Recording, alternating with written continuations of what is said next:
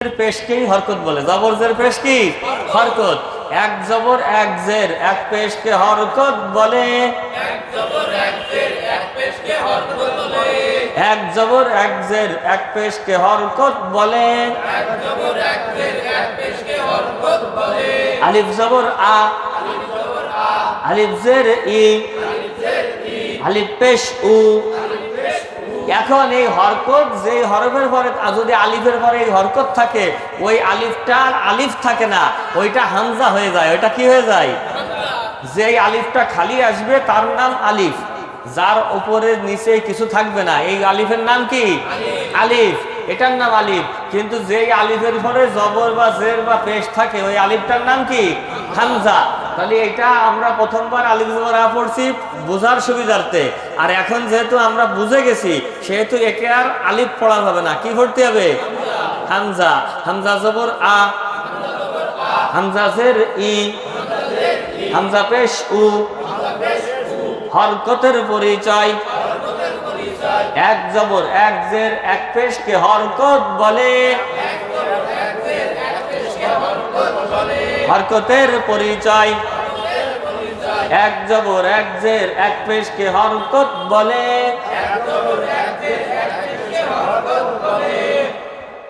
হামজা জবর আ, ধাক্কা হবে আ, আ, আ, আ, আ, আ, আ, আ, ই, ই, ই, ই, ই, ই, ই, ই, ই, ই। শোনেন, একটা হচ্ছে ই রস্যই ই আর ই, ঠিক আছে? আর একটা হলো ই ধাক্কা। ই, ই, ই, ই, ই, ই, ই, উ, উ, উ, উপর দিকে উঠবে উ, উ, উ, উ, উ, উ, উ, উ। হামজা জবর আ, হামজা জের ই, হামজা পেশ উ, আ ই উ, আ ই উ, আ ই উ, আ ই উ। এইভাবে পড়তে হবে, বুঝছেন? তাইলে শহীদুল্লাহ চাচা বলেন হরকত কাকে বলে? না, হরকত কাকে বলে? এক জবর এক জের এক পেশকে হরকত বলে। তাজ মাহমুদ ভাই বলেন হরকত কাকে বলে? বিএম ভাই বলেন হরকত কাকে বলে?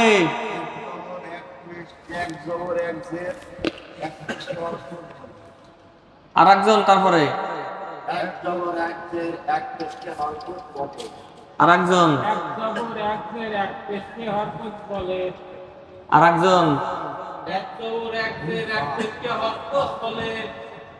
সিরিয়াল দিয়ে বলতে থাকেন।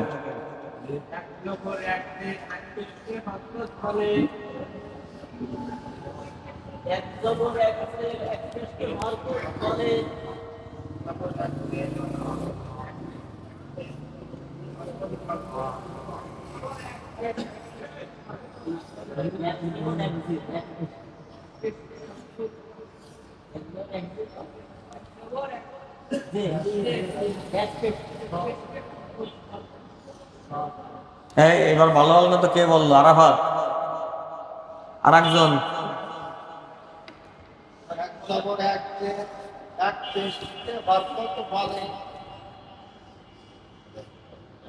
আর একজন।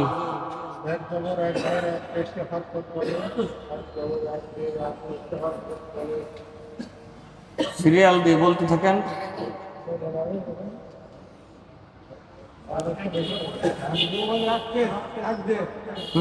এক পেশকে, এক পেশকে।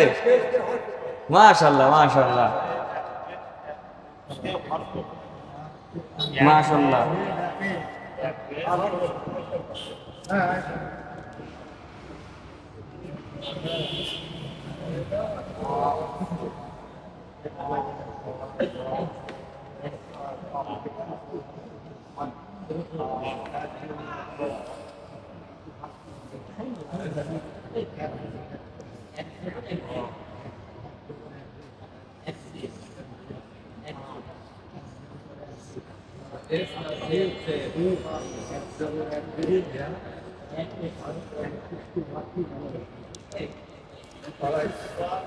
সবাই আমরা পারছি, তাই না?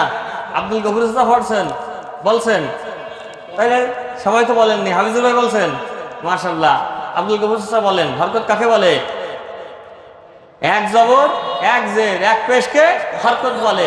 এখন বলতে পারেন যে হুজুর আমরা খালি জবর জের পেশ বললি তো এক জবর এক জের এক পেশ বললেন কেন? এটা বলছে এই কারণে, কারণ দুই জবর দুই জের দুই পেশ হলে আর একটা নাম হবে না, তার নাম তানবিন। বুঝছেন? এটা সামনে আসবে না পড়া। তাহলে এক জবর এক জের এক পেশকে কি বলে? সবাই বলেন। হ্যাঁ, এইভাবে বলতে হবে, এক জবর এক জের এক পেশকে হরকত বলে। আলিফ জবর আ, বা জবর বা, তা জবর তা, সা জবর সা। জবরে সবসময় আকার হয়, জবরে কি হয়? কিন্তু কিছু হরফ আছে আকার গ্রহণ করে না, সেগুলো আমরা পর্যায়ক্রমে আলোচনা করবো ইনশাল্লাহ। বুঝছেন? দেখছেন আলিফ জবর, আলিফি জবর যখন দিছি তখন আর কি আলিফ আছে না? আলিফটা কি হয়ে গেছে? হামজা। হামজা জবর আ, হামজা জবর আ, বা জবর বা, তা জবর তা, সা জবর সা, জিম জবর জা, হা জবর হা, খ জবর খ।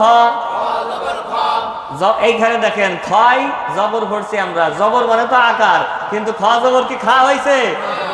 এই প্রথম দিন কোন ভাই জানি খা বলিলেন, খা হবে না, হবে কি খ। খ আকার গ্রহণ করবে না, খ কি করবে না? বুঝছেন? হ্যাঁ, এইরকম। তাহলে এই যে একটা হরফ আমরা পাইলাম যে আকার গ্রহণ করবে না, বুঝছেন? মার্ক করে দিলাম। বুঝছেন? এবার দেখেন দাল জবর দা, জাল জবর জা, র জবর র। এই যে দেখেন র, র জবর কি রা হয়েছে? আরবি যখন পড়বেন তখন রাসূলুল্লাহ বলা যাবে না, বলা যাবে রসুল্লাহ। কি হবে? রসুল্লাহ। রাসূলুল্লাহ হবে। বুঝছেন?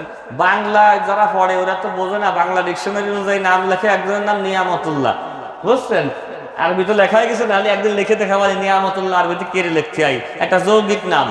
আর লেখে বাংলায় কি লেখে? নিয়ামত উল্লাহ, নিয়ামত উল্লাহ লেখে, তাই না? সিরাজ উদ দৌলা, বুঝছেন? সিরাজ উদ দৌলা ওইভাবে লেখে। কিন্তু এই জন্য আরবির সাথে সঠিক উচ্চারণ জানতে গেলে আরবি দিয়েই আরবি শিখতে হবে।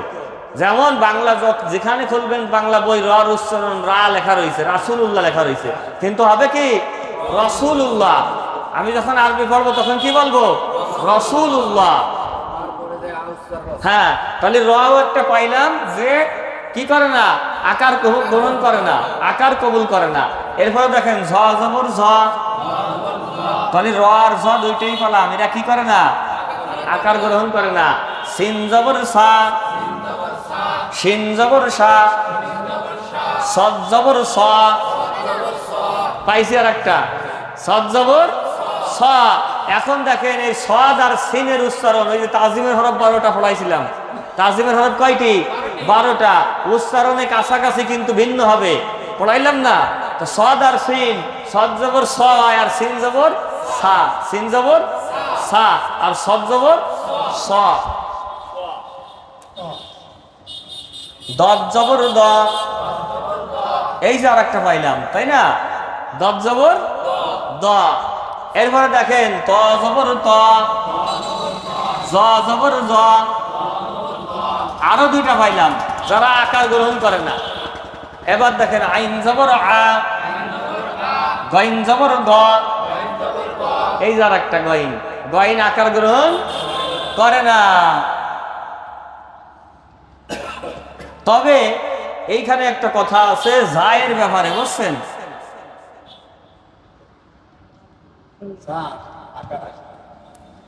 যা নিয়ে ইখতিলাফ আছে। আমাদের মাযহাব হলো যা আকার গ্রহণ করে, ঝাকে ঝ পড়া যাবে না, মানে আকার দিলে জবর দিলে ঝ পড়া যাবে না, ঝকে জবর দিয়ে ঝা পড়তে হবে, ঝকে জবর দিয়ে কি পড়তে হবে? ঝা। এটা এই জন্য বললাম যাতে ইখতিলাফ, যেহেতু কোরআন 7টা ভাষায় পড়া যায়, আমরা যে কিরাত, যে কারির কিরাত আমরা পড়ি, কিরাত হামস রহমতুল্লাহ কিরাত, মক্কা মদিনার ইমাম সাহেব যারা আছে বর্তমান তারাও ওই পড়ে, কিন্তু অনেক জায়গায় বিভিন্ন কিরাতের আছে, প্রচলন আছে। তো এই র নিয়ে ইখতিলাফ, রর র আকার ঝ আকার গ্রহণ করতে করে, আবার কতকের মতে করে না। এই জন্য আমরা দুইটাই জানি রাখলাম, ঠিক না? আমরা করব না, আমরা আকার দেব, ঝ জবর ঝা বলবো, ঝ জবর কি বলবো? ঝা বলবো। এবার দেখেন, ফা জবর ফা, কফ জবর ক। দেখেন এই কফ আকার গ্রহণ করছে? করে নাই, কফ আকার গ্রহণ করবে না। কাব জবর কা, লাম জবর লা, মিম জবর মা, নুন জবর না, ওয়াও জবর ওয়া, ওয়াও জবর ওয়া। এই যে ওয়াও, ওয়াও আকার গ্রহণ করে? করে না, ওয়াও আকার গ্রহণ করবে না। হা জবর হা, হা আকার দিয়েই উচ্চারণ করতে আই, হা আকার হবেই হবে, বুঝছেন? হা জবর হা, হামজা জবর আ। এই হামজার আলিফের উচ্চারণ একই, হামজার আলিফের উচ্চারণ কি একই। ইয়া জবর ইয়া, ডাইরেক্ট ইয়া, ইয়া জবর ইয়া, ইয়া জবর ইয়া, ইয়াই মাসুল জবর ইয়া কি ইয়া, ইয়া জবর ইয়া। তাইলে আমরা আকার গ্রহণ করা কয়টা হরফ পাইলাম? একটা, দুইটা, তিনটা, চারটা, পাঁচটা, ছয়টা, সাতটা, আটটা, নয়টা। নয়টা হরফ আকার গ্রহণ করে না।